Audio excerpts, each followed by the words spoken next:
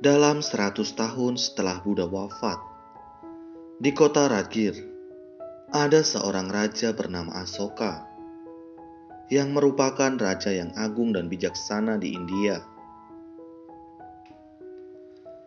Di dalam istananya, ada banyak pelayan yang sering mendengar sebuah cerita.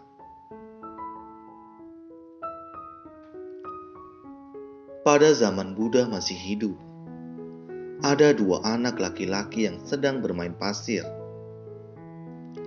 Salah satu di antaranya berkata, "Aku akan menjadi raja dan engkau menjadi menteriku."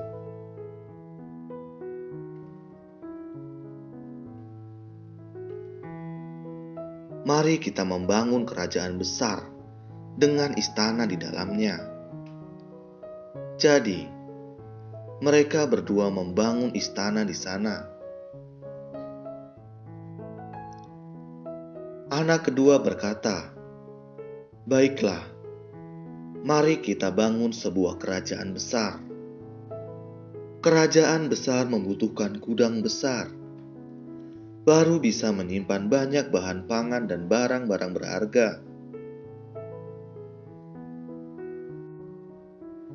Saat mereka sepenuh hati membangun istana dan gudang besar, Buddha berjalan mendekati mereka. Saat salah satu anak sedang membangun istana, mendongak dan melihat Buddha, hatinya dipenuhi sukacita. Melihat Buddha memegang mangkuknya,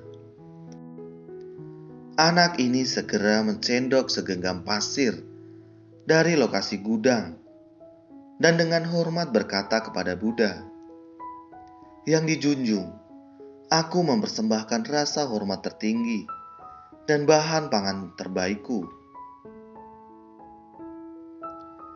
Dia lalu mengisi mangkuk Buddha dengan pasir tersebut.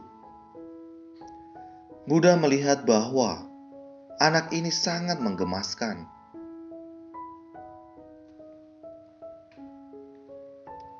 Meski anak ini sedang bermain, tetapi melihat anak ini begitu tulus, Buddha sangat gembira dan berkata, "Engkau sangat tulus. Semoga dalam 100 tahun mendatang, engkau dapat menguasai seluruh kerajaan di India dan menjadi seorang raja yang menjunjung dharma."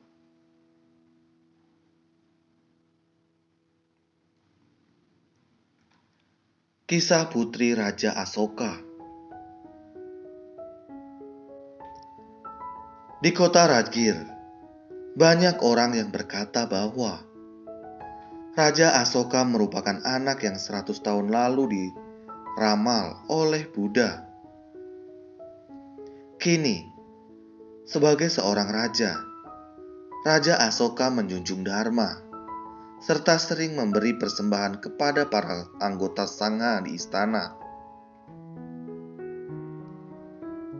Selain itu, rakyat hidup tentram dan makmur.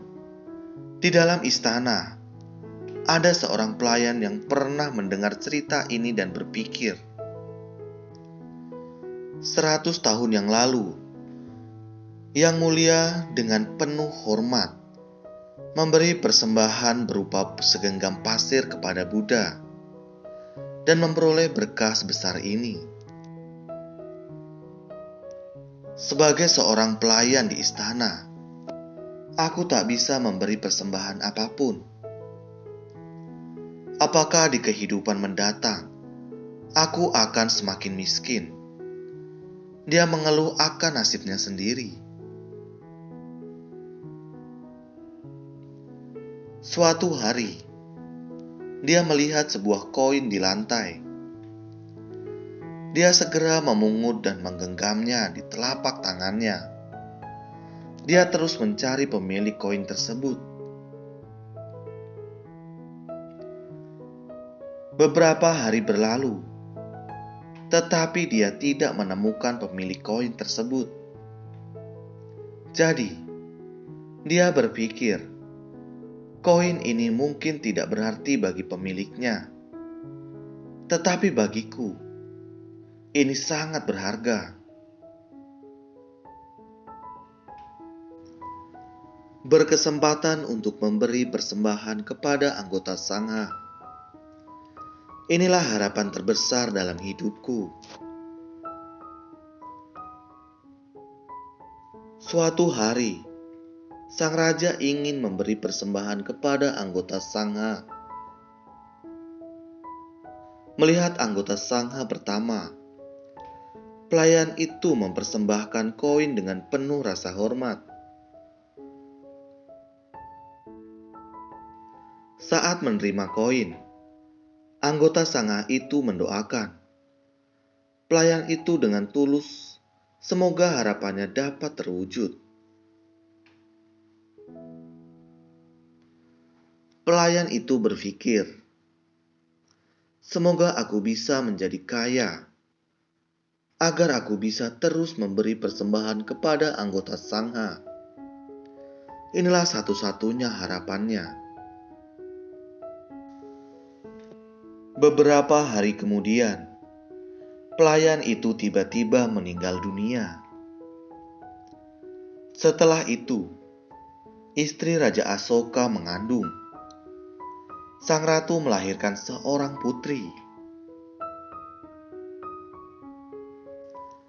Setelah lahir, tangan kanan sang putri selalu mengepal. Karena itu, dia disebut Putri Kepalan Tangan. 2 atau 3 tahun kemudian, sang ratu berkata kepada Raja Asoka, "Putri kita sangat menggemaskan, dan semua orang sangat menyayanginya. Namun, entah mengapa, dia enggan membuka kepalan tangannya." Raja Asoka lalu mengelus-elus tangan putrinya dan berlahan-lahan membuka kepalan tangannya.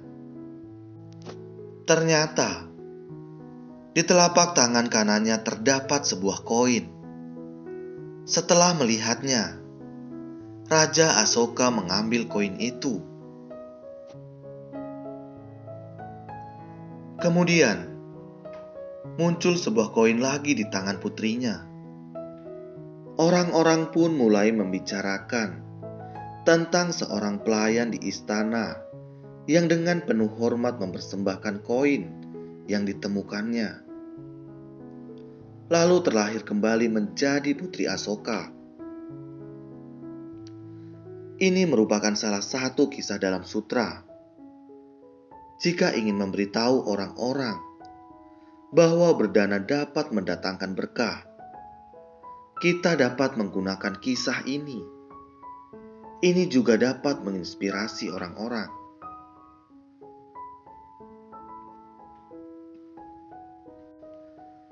Asalkan bersumbangsi dengan tulus, dana kecil pun dapat menciptakan pahala besar. Semuanya bergantung pada pikiran kita. Saat kita berdana dengan tulus dan penuh hormat, berarti kita menciptakan berkah.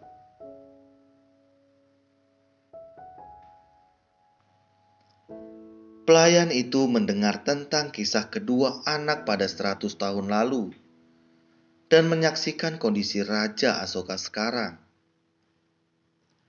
Karena itu, dia terinspirasi untuk menggunakan hati yang tulus dan penuh rasa hormat guna memberi persembahan kepada anggota sangha. Kemudian, dia pun terlahir sebagai seorang putri di istana.